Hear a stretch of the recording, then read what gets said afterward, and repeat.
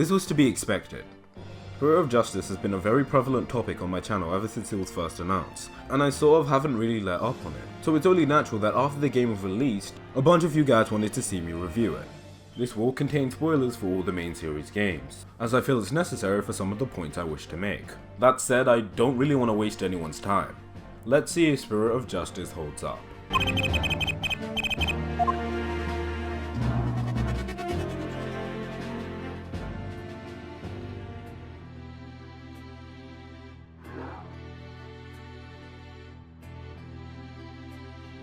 So let's begin with that premise, shall we? So the idea behind Spirit of Justice is that Phoenixes travel to Kurai-in, and the legal system there is pretty messed up. So much so that lawyers receive the same punishment as their defendants if they lose a trial. So long story short, lawyers die. This isn't an idea I'm really fond of, it feels like a very cheap way of creating tension. The game uses the fact that Phoenix could die during any of these trials as a means of raising the stakes. The marketing campaign shows this, by actually stressing how high the stakes are. It feeds off this concept, and personally, I think it's a little silly. What I mean by this is earlier games managed to find a way of creating tension without doing this. I'd go as far to even say better. To provide an example, in Turnabout Goodbyes, the case raises the stakes by putting you in desperate situations and being faced with the possibility that after all the faith Edgeworth put in you, he would ultimately meet an untimely fate and never be able to overcome his father's death. Regardless, in Spirit of Justice, or at least in the first case anyway, it acknowledges that Phoenix isn't under any form of threat as a lawyer. In the first case, they tried, and in my opinion succeeded in portraying him as competent. And I think you can start to get what I mean here. The game relies too heavily on the concept of Phoenix dying to create high stakes, instead of giving us better reasons to raise the stakes.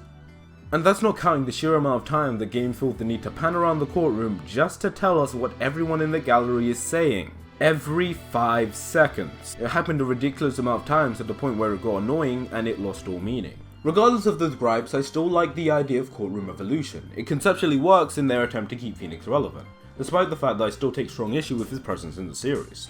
In fact, I didn't really mind this case at all. It even had a really cool moment where Phoenix recollects on when he was alone in the class trial, and I like that.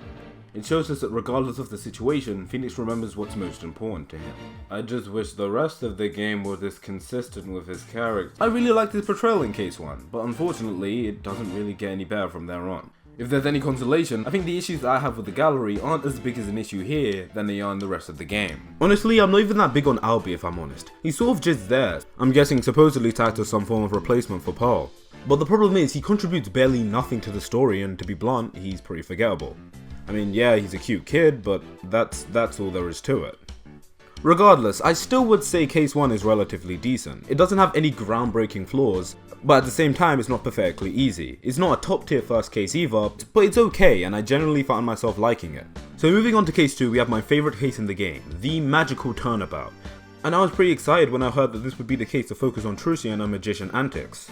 And thankfully, there's quite a lot to enjoy here. I like the idea of finding out the secrets behind Trucy's magic trick, and exploring more on what Trucy's job means to her.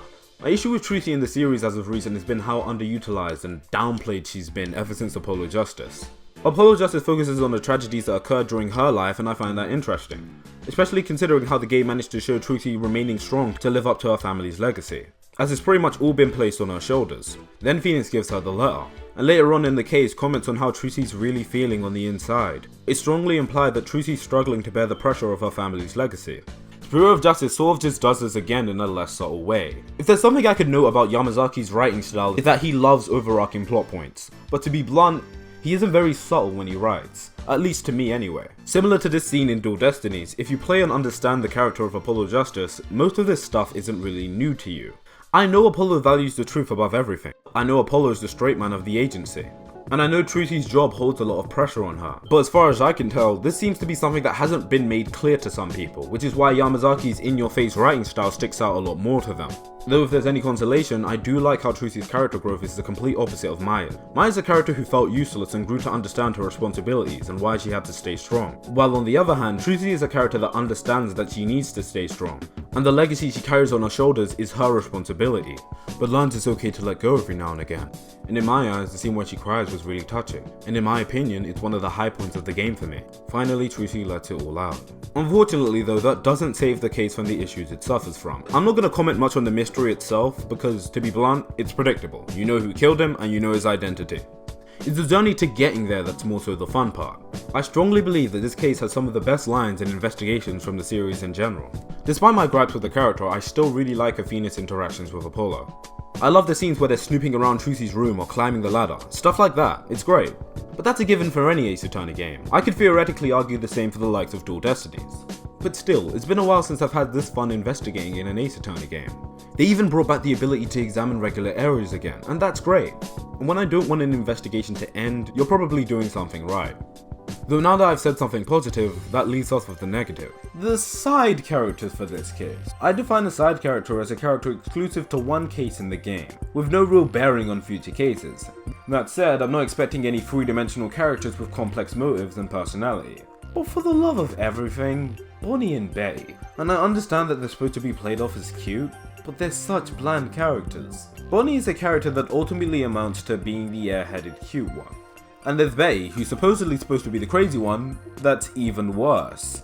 So Betty, willingly, purposefully, tries to get Trucy convicted as a murderer, and the game completely downplays it as, oh, she's Trucy's biggest fan. Like, so what? That doesn't justify or change anything she does. And it makes her motives and justifications for what she does not only ridiculous, but just there for the sake of plot convenience. Her motives don't make much sense, and that goes double for the killer of this case, Roger Rientes. That is how I'm pronouncing it. I know I'm probably wrong, someone's gonna correct me, I'm pronouncing. And while Roger had that really one funny conversation we had with him initially, the second you bring up the fact that you're defending Trucy, he derails into a complete asshole.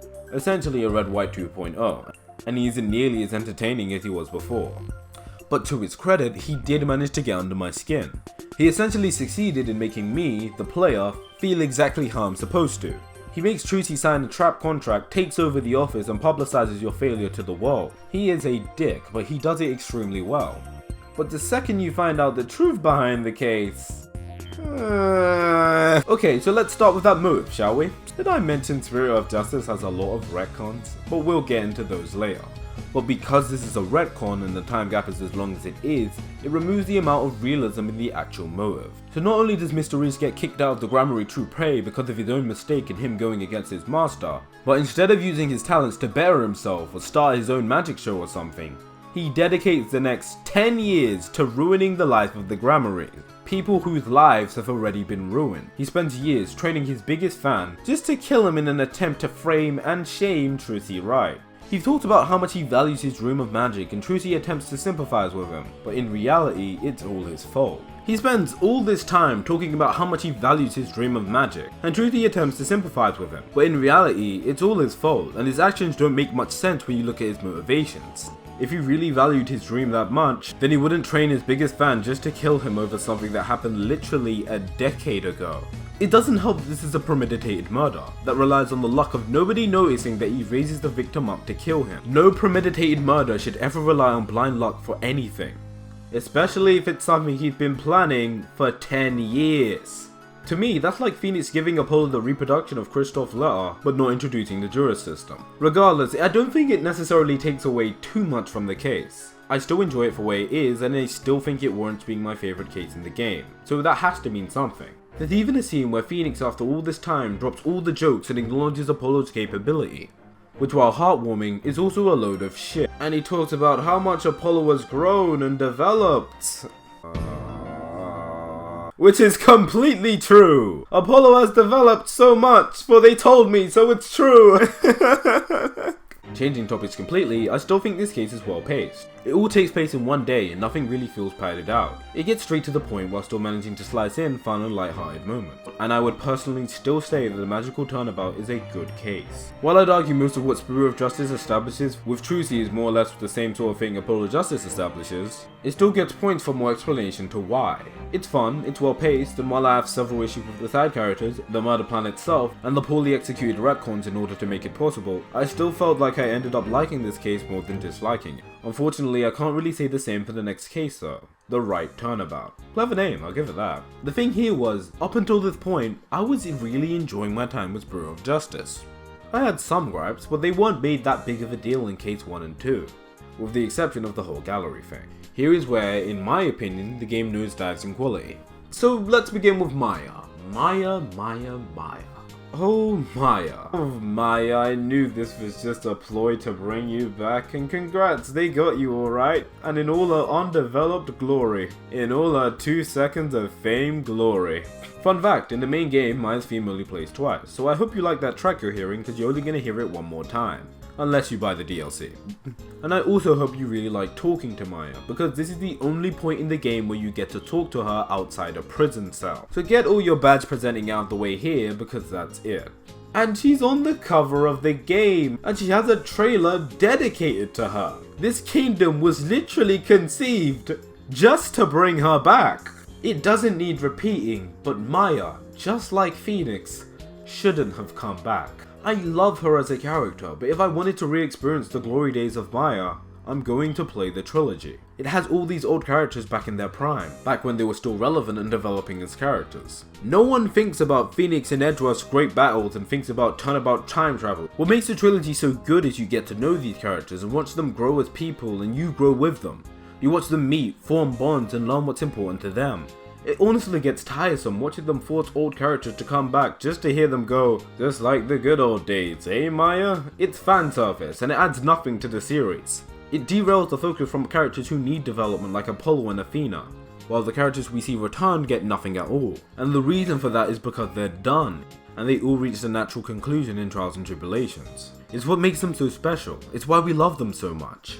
Because if we really did love these characters as much as we so claim, we would respect their legacy, we would respect the trilogy, and leave it be. We wouldn't tamper with the characters that we grew to love and the arcs that we enjoyed. Instead, we tried to start a new legacy, and live up to the standard that the trilogy set, the one we claim to love so much. It's time to let it go and move on. No, we just have to have Edgeworth in the final case, just cause. We just need to retcon the spirit channeling kingdom for Maya just cause reasons. It's funny how people say forcing Phoenix into Apollo Justice ruined the game, because if that's the case, I would love, seriously, I would genuinely love to know what you think of the modern Ace Attorney games, given the amount of abuse this game got for it. But yeah, Maya's literally just a plot device and a marketing tool in this game. She doesn't develop, and she serves no purpose here whatsoever. So Maya's the defendant, Phoenix has spiky hair, and the sky is blue. What a big shock. Oh, fooled is what I am. And we get Princess Rafa to tag along with us, a character that I haven't actually talked about. I actually really enjoyed this character. I know she's annoying to some, but she feels very believable as a character, and while you can see it coming from a mile away, I like how she grows in this game. She's a character that's been brainwashed to what corrupt parents have told her. She has some great animations, her dialogue with Phoenix is pretty funny for the most part. For the most part, investigations were once again pretty fun. It's the trial where they start to lose me. To be blunt, this case is poorly paced, and what I mean by this, it's specifically looking at the first day. The first day is quite literally useless in the grand scheme of things. You learn practically nothing and accomplish nothing. It's quite literally only when you start cross-examining the victim where things start to get interesting. And it doesn't mean a whole lot when the case itself is pretty dragged out. The only thing you manage to prove in the first trial is that the amnesiac was Stats Arbor. And while Dats is a pretty funny character, it serves to secure you a guilty verdict because you couldn't prove anything. Again, writing off the fact that Phoenix would die if he lost to create tension. I'm sorry, but considering you give me a guilty verdict in every single Kurain case in this game, it kinda just loses its effect, doesn't it? What makes the scene in Farewell My Turnabout so heartbreaking is that Phoenix manages to prove something, but he doesn't manage to prove enough in order to warrant a not guilty on the first day. He does manage to accomplish something and moves the story forward, but it isn't enough to end it right then and there. It's heartbreaking. And because you get no headway on the first day just because the game wants to shock you with a guilty verdict, it makes the first day portion a colossal waste of time. Though I can't really blame Phoenix for losing, this is the most convoluted case I've ever seen in an Ace Attorney game.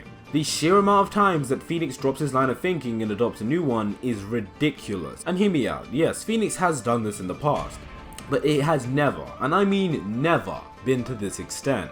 I'm literally making it an effort to show you guys just the sheer amount of times where Phoenix just drops his line of thinking for whatever's convenient. It makes it feel like they wanted the case to go a certain way, but decided to drag it out a little longer, and longer, and longer, to the point where we get a padded out mess. It's about understanding the mystery you've presented and finding a nice balance between those important parts and the fun stuff, and Case 3 doesn't really do a good job of that, and it's why the flaws become more glaring. It does a good job at setting up Dirk, who's supposedly supposed to be this ruthless rebel, and once again I love Dats, but outside that, there isn't really much for me to enjoy in this case.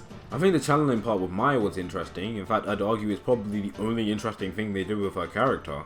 And once again, the highlight of the investigation for me are your interactions with Rafer. But what does that mean when the case drags? And it all reaches a nice screeching halt where the killer just walks in and decides to put an end to this convoluted mess. So that effectively removes all satisfaction from catching the killer, because he quite literally just shows up at the end. This entire case is structured with Phoenix running in circles and abandoning theories left and right, but it means nothing. Absolutely nothing when the real killer just walks in and admits it, making the time you spent running in circles feel like a colossal waste of time. But no, Crystal's really underwhelming. He's clearly the worst villain in any Ace Attorney game.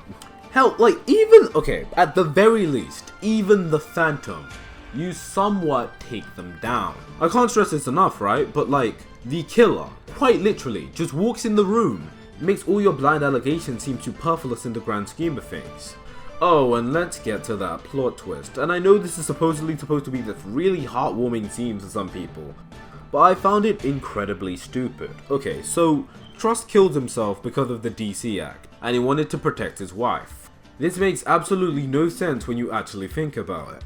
These people are rebels. Literally all of them. So with that said, why would Trust kill himself if he could simply run away with his wife? In fact, that's quite literally what his wife does the second she confesses to the murder. You guys literally have a hideout that hasn't been discovered in decades. Literally decades.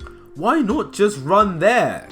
I know you guys want me to have feels for this scene, but Trust's plan makes no sense when you consider the fact that he and his wife are literal rebels with a hideout base.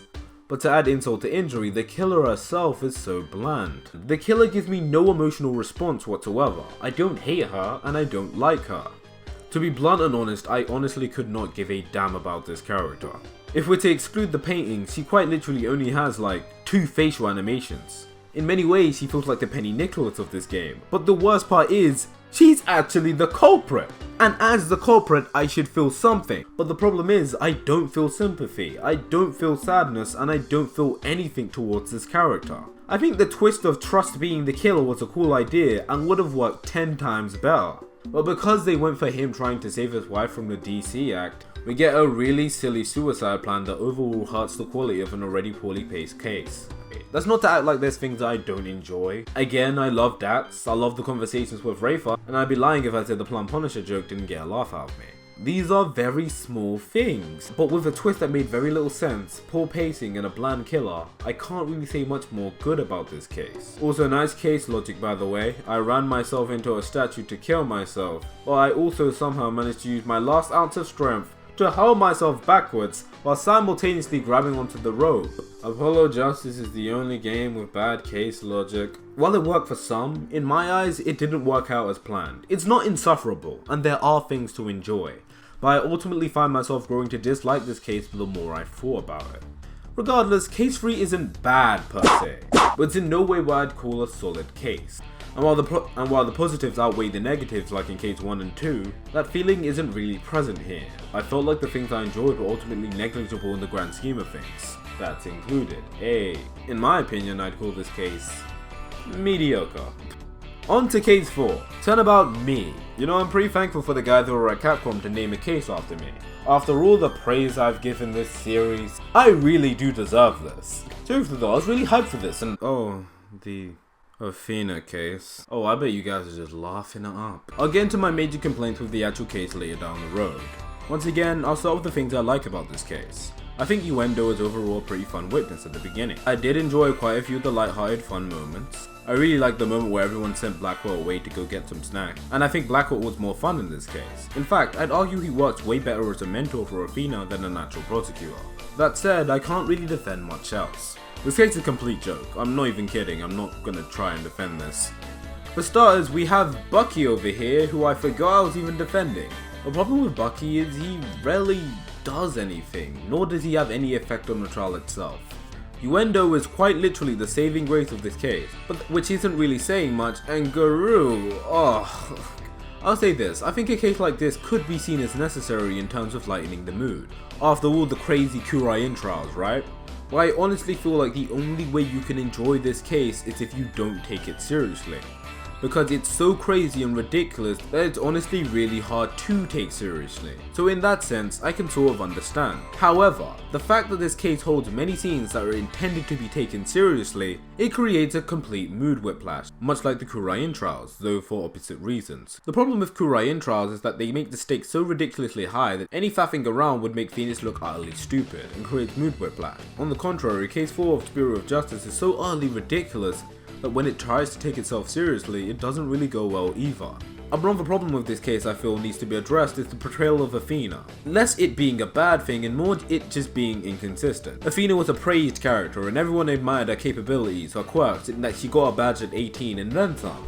But here, almost in an attempt to make her seem like Letters from Mary Sue, they make everyone who once praised her insult and look down on her. It gets old and feels inconsistent. I'll talk more about this in a future video I have planned. Moving on, I think Uendo really does steal the show as a witness for this case, though it reaches insane levels of stupidity the second Owen shows up. Again, this isn't asinine attorney. There is no judge telling me not to take this seriously, nor not to think critically. I don't mind a fun witness, and I love an over-the-top one, but this takes it too far in my opinion. The problem with setting rules on what to and what to not take seriously is, who actually gets to decide those rules? If it's only appropriate in certain cases or certain games, then who gets to decide the game? I can't give this case mercy points because it supposedly doesn't want me to take it seriously, just on the basis that it's never really made clear. And I know some of you might roll your eyes to that statement considering some of the more questionable things about this case, but just because the case is designed to be wacky doesn't mean I shouldn't critique it equally with the rest. Think about it like this, it's like if I defended Turnabout Big Top by saying, oh, it was made to be wacky, so it's great. It's not a very strong argument. That's not to say I don't think this case doesn't have its strong moments. To be blunt, while I appreciate the simple premise in not trying to be something it isn't, I think the twists in the case don't really make much sense and exist solely for Athena's therapy to conveniently be useful. Yes, I'm looking at you, Owen, this is just as heavy-handed as Newman's transformation in Dual Destinies. And once again, I have a problem with this weak villain, with a motive that makes very little sense. Her motive is essentially, I didn't get what I wanted, so I killed my father. It's not even like provoked or anything, which makes it seem very petty, but you can still have a weak motive and still be an interesting killer, right? I mean, look at Johnny Depp over here. But unlike Roger Rientes, who at least has the personality to back up such a weak motive, Guru, to be blunt, is just a watered down version of April May. Like, I don't even know how that's possible. And Guru doesn't have the personality to back up her weak motive. And while the highlight of this case is Uendo, for the most part, it doesn't change the fact that this case's lack of importance made me feverishly hope that I could just skip the case and move on to Turnabout Revolution. Maybe there's a cheat code and an alternate pathway, a patch, something to get me out of this case, and Shiro, help me! You've been ignoring someone this entire time. No, I haven't. Why don't you talk about your favorite character, Storyteller? I'm sure you have a lot to say.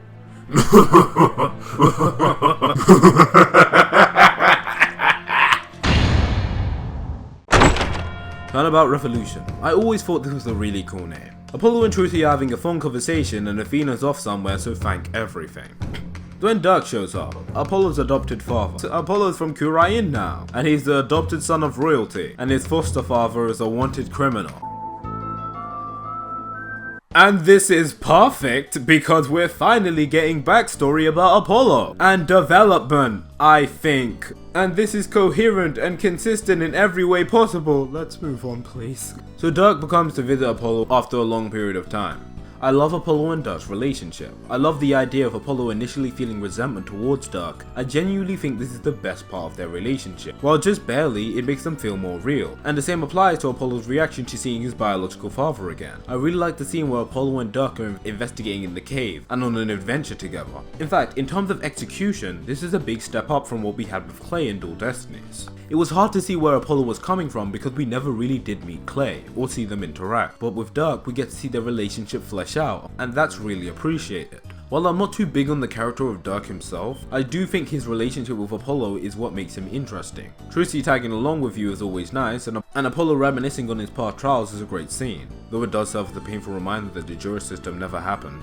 I think the best part about Phase 5 Day 1 is Army Buff. It's original, it's interesting, and it's fun. And I really like how she's an introvert. I like how she calls you Sergeant. I love the machine gun she fires and all the jokes. This is what I'd call a very fun side character. There's actually more to her than just a gimmick. and I like that. And I wish the rest of the side characters in this game actually took some notes. I'm looking at you, and even you, Albie. And lastly, while I feel like the parallel between her and Apollo's lives was kind of forced, I still felt for the character and I can understand them. She isolated herself from the world after her father's death, and even hid the fact that she recovered in order to avoid having to go back outside. But after watching Apollo's defense, she grew to understand that she had to face her fears for her father. She stands on her own 2 feet again and promises that she'll move forward with her life and stay strong for the one she loves. I like that, and while it's simple, I feel like this character is quite honestly my favourite part of Case 5 Day 1. I stand by that. This is a character that doesn't need to rely on a gimmick to remain entertaining, and doesn't overstay their visit. She grows as a person and feels unique, and I think that works. Even the twist got me. I was honestly expecting this guy. I even like Paul Ashton, in being somewhat of a satire on politicians. Overall, I did like the investigations, outside a few gripes. But yeah, that's all the positive things I have to say about Day 1. Let's talk about the civil trial.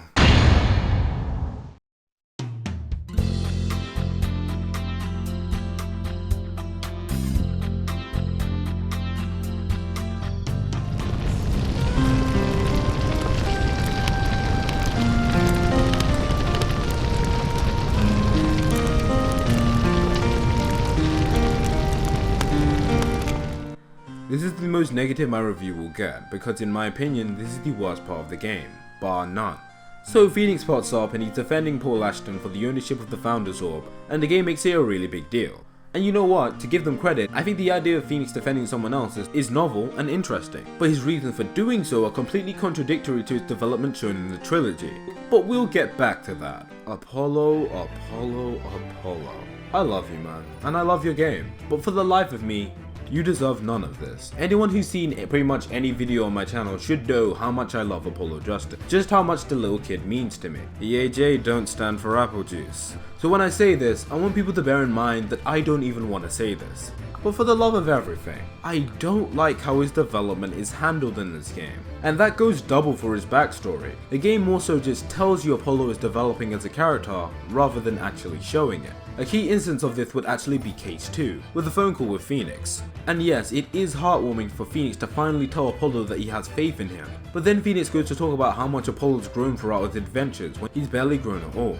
And to explain this, I'll briefly go into what Apollo learns in his first game. Apollo's first game showcases his first piece of development being him learning that the legal system is corrupt and growing a strong desire to change it. Unfortunately, because Dual Destiny doesn't care, the arc of Apollo was lost to the sands of time, and therefore the development means nothing in the grand scheme of things. And the only thing Apollo learns in Dual Destinies is to force a smile in Case 2. That's literally it. And even Spirit of Justice reinforces this on many occasions. So when Phoenix talks about how much Apollo's grown, because he can quite literally only be referring to the monstrous turnabout, which is backed up by the game itself. But it wouldn't be as bad if the game didn't do this throughout. What I mean by this is, constantly throughout the game, Phoenix goes on about how much Apollo's grown, Dirk goes on about how much Apollo's grown. Everyone's hyping up Apollo, and sure, they're telling me this, but they haven't shown it in any way. Which leads me to the civil trial, the worst part of the entire experience. It only exists to make Apollo seem equal to Phoenix in some way, shape or form.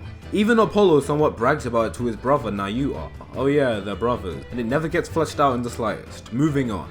My main point is, the civil trial feels so contrived in so many ways, and it's even more infuriating when they make Phoenix go against his development shown in Farewell My Turnabout just to do it. Yes, it does look cool to have Apollo and Phoenix face off, but it makes no sense. Phoenix doesn't even hint to Apollo what's going on. Instead, he just goes, "I'll see you in court." I know it's supposed to build hype, but what is this? It makes no sense. Phoenix wouldn't have tried to avert his eyes to the truth. This is made clear in Farewell My Turnabout, as his development was quite literally about that meaning the most to him, and he doesn't need anyone's help to do this. I'll provide an example. Mia is a character who shaped Phoenix's ideals in the first place of defending your client to the bitter end, but she herself lets her personal feelings get in the way of a case sometimes. She not only tries to hide from you that her aunt is tied to the murder and reunion My Turnabout, but she refuses to help you catch Godard at the end of Trials and Tribulations. That is why Phoenix surpassed Mia, because he was able to do something that she, as a character, couldn't. And in both occasions, in Justice for All and Trials and Tribulations' final case, she praises him for it. Phoenix makes the conscious decision to pursue the truth on his own, and the canonical choice that Phoenix made in Justice for All was to pursue the truth, and that's why you get the bad ending if you choose to save Maya. This is something that even the anime got right. This is quite honestly pathetic. This is insulting. This goes against all of its prior development. You can't try butter me up with Apollo beating Phoenix. This is quite literally just some asinine contrived way of making Apollo seem bigger and better than he actually is. And the game acknowledges this and uses this as a justification for Apollo's quote-unquote development. Development at the detriment of another character. That is not good. Nothing was taken away from Mia's character when she chose not to help Phoenix. It's consistent with what we know, and that's the defining reason why Phoenix became a better lawyer than Mia. They exploited that flaw in Mia and used it to their advantage. This doesn't work with Phoenix because it blatantly contradicts what we know about Phoenix's character and his development. It's a rehash of an old idea with less scale, making less sense, and simply using it as a means to make Apollo look better than he actually is. And what I mean by this is them essentially dumbing down a character to make Apollo seem like a smarter and better lawyer than Phoenix. Because if Phoenix's character didn't go all farewell my character development on us, Apollo would in no way be presented in this light. But because they do that, the game purposefully uses that as a justification for them praising Apollo's lawyering throughout the entire game, instead of telling or showing me what he actually learned. This is the worst part of the game in my opinion. It's insulting to me as a fan of the trilogy, and insulting to me as a fan of Apollo Justice. But let's get to day 2 because it's slightly better. Edgeworth, what a surprise! You've only been in the final case of every Ace Attorney game excluding Apollo Justice. See, I didn't see this one coming. Let me guess, Edgeworth, you serve practically no purpose in this story? No way! I wonder what gave it away. Seriously, if it means anything, once again, I really enjoyed the investigation. I like the mystery of what happens to Dirk. I myself actually thought Dirk did it. The investigation is once again oozing with fun and great character interactions. Emma's back. Athena's interactions with Apollo are fun, and I really get a kick out of the scene where you're playing as Phoenix and you find out that Apollo and Athena are running from the police. And while I do think it's really predictable in most of its twists, I don't necessarily think that's a bad thing. I mean, this was unpredictable, and it wasn't good. But to the case's credit, it has an amazing twist near the end with Dirk that I feel was very well executed. I didn't see it coming and it made sense with all his actions prior. It even slightly managed to change my overall opinion on the character as a watered down hobo Phoenix. Because to be blunt, he does sort of come off that way. He's the former attorney. He was tricked into presenting fabricated evidence. He lost his badge and was shamed. He spent the remainder of his time trying to find the truth and save the legal system. The main difference being that Dirk is portrayed as this godlike figure with barely any flaws, while Hobo Phoenix has more noticeable flaws, depth, and exploration to his character. It also once again makes me question why people hate Case 4 of Apollo Justice so much. Spirit of Justice quite literally does the exact same thing. Phoenix tells Apollo what happened in the past, he gives him the evidence to win. Dirk tells Apollo what happened in the past, he gives him the evidence to win. It's the exact same thing. And there's another gripe I have with Apollo's, massive air quotes here, development. Because while he wins the case, it's never really made clear what exactly he learned or how he developed. Like, all he does is win the case. And Phoenix is right there with him, so he doesn't even do it himself. Again, Spirit of Justice tells me he grows so much, but it hasn't really shown me anything to believe he has. Many people tried to connect Apollo's taking down Garant to his final words in Apollo Justice, but the problem with that is, Apollo is talking about something completely different. He's referring to the legal system in that context, and that plot point goes nowhere in the next game, and it's never addressed. It has no relation to what Apollo does here, and even if you do want to force the connection, what kind of dumb character arc is that? Because essentially what you're trying to tell me is, Apollo's character development is learning that a legal system that kills lawyers is bad. Something that anyone above the age of 10 could figure out? My biggest problem with Apollo's development in this game is that they act like he's grown so much. On very rare occasions do I actually feel like they show it. And when they do, it's incredibly silly things like dumbing down Phoenix's character to make Apollo look better, and simple stuff like just not giving up. The very fact that Apollo's entire character arc ultimately amounts to remember to smile and a dragon never yields is a joke. Apollo's character arc is officially just don't give up. But even that doesn't work because Apollo's never been shown to be the type of character to give up at all. So again, this character arc doesn't really make much sense. Bearing all that in mind though, I still do love a lot about Turnabout Revolution. I like the moment where Apollo dethrones Garant. I like the moments where Wraith is facing her father's death. I like how after Dirk is revealed dead, all his actions prior make complete sense. I love Apollo's breakdown, and I love how they did Apollo's finger point of justice. I mean, look at this, they fall back, that's hilarious. I can't say a lot more. Alright, I haven't talked about the new prosecutor for this game, like, at all. Nayuta. I just want to make clear that I genuinely did want to like this character. Like, he has so much going for him. He's a simple yet original idea. He's got a great design, and this theme, oh. But the reason he fails as a character and even as a prosecutor is the fact that he's just a watered down version of Edgeworth. And the biggest difference between Edgeworth and Nayuta is that Edgeworth grows with each case and shows sympathy. He learned more with each encounter with Phoenix, and it leads into his big moments in the final case. Nayuta shows no signs of redemption whatsoever. In fact, to be blunt, Nayuta's a dick, and his justification for doing what he does means absolutely nothing to me. I get that they were trying to go for something like Godot, in Nayuta losing his way, but the reason this doesn't work is because Nayuta is doing this because of someone else. Meanwhile, Godot's a dick because of his own pride and toxic masculinity. With Godot, it was personal to him. Nayuta has no business, literally no reason not to talk to his brother after all these years. I can understand Nayuta being an asshole in case 3. What's exactly forcing him to be like this abroad?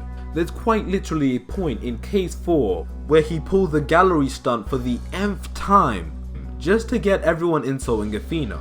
And not only is that incredibly dickish, but he has no real reason to do it. And because they spend so long to get to the actual redemption scene, and they downplay just how much of an arsehole Nayuta was in this game, as much as I may have wanted to, I can't say I like this character. Even when faced with his father's death, he does not repent. He does not stop. It's quite literally not until the last possible moment, without any form of growth being shown prior, and while he conceptually has a lot going for him, I honestly think Nayuta is the weakest prosecutor in the series.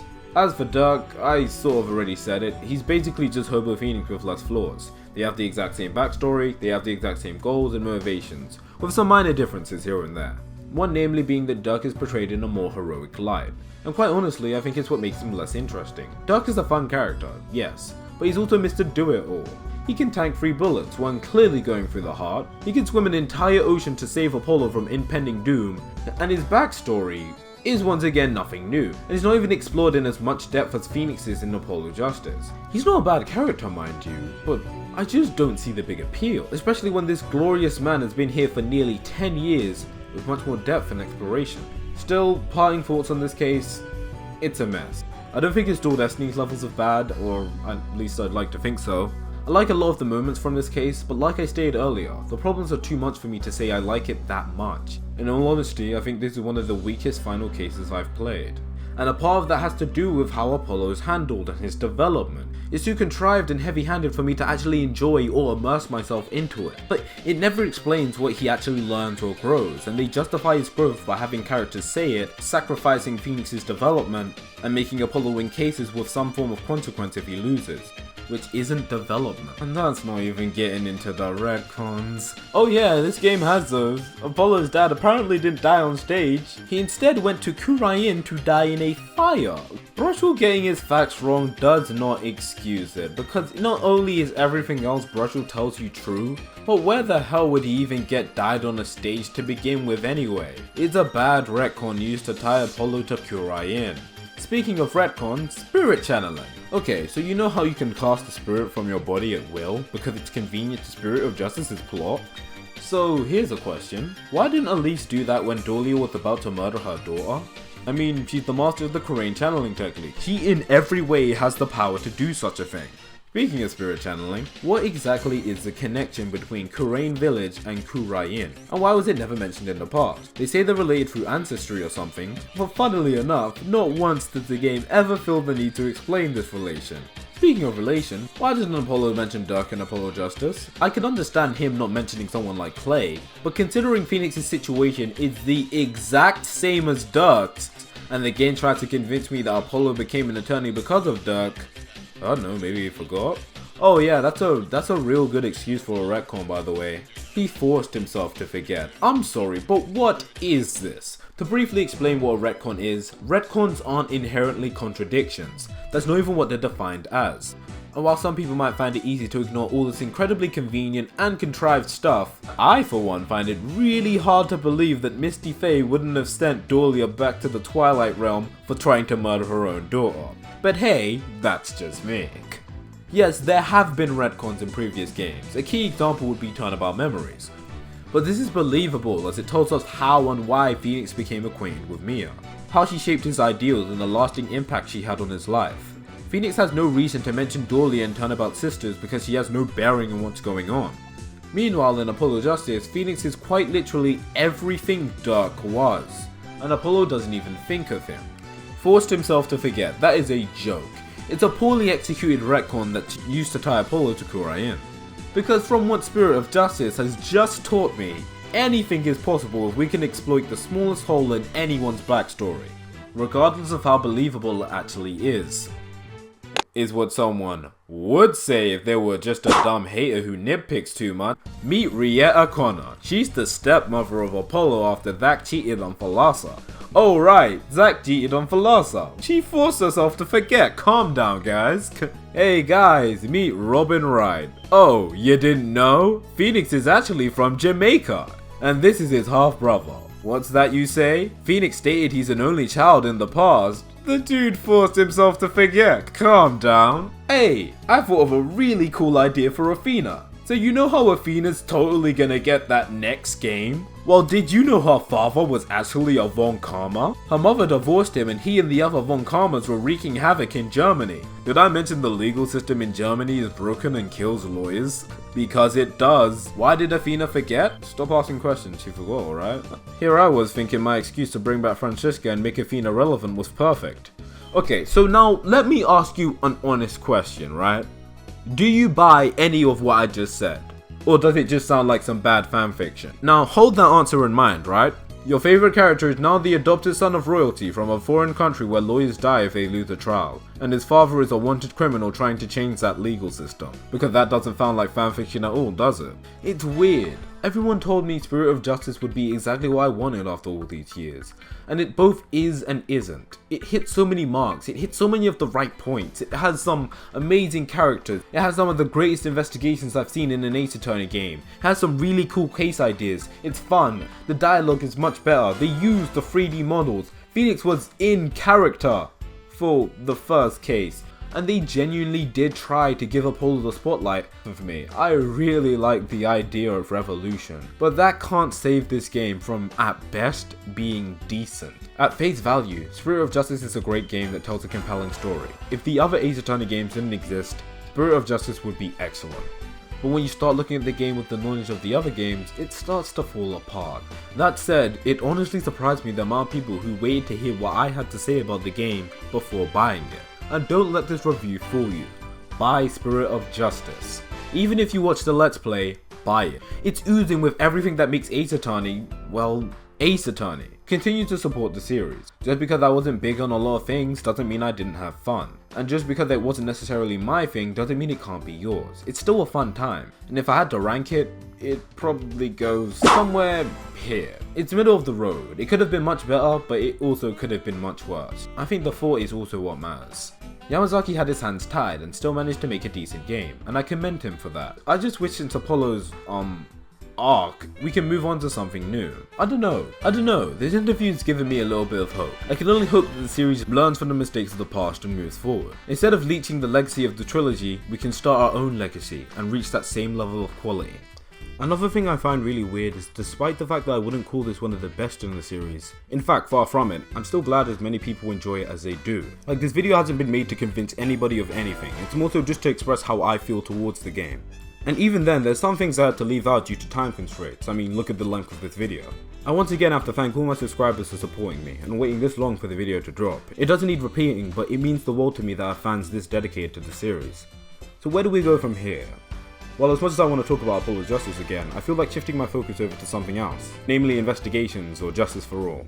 I'm planning on starting up an Ace Attorney podcast and shifting more into general gaming discussion. I recently beat the first Danganronpa game, so who knows, maybe I'll make a video on that. I'm also going to try and take Fancase Fridays slightly more seriously. Don't expect anything weekly, but expect something soon. Again, I'm not trying to make people think like me, I'm just trying to make people think like, in general. With that said, thank you guys for watching, take care of yourselves and take care of each other. I'm the Storyteller and I'll see you around.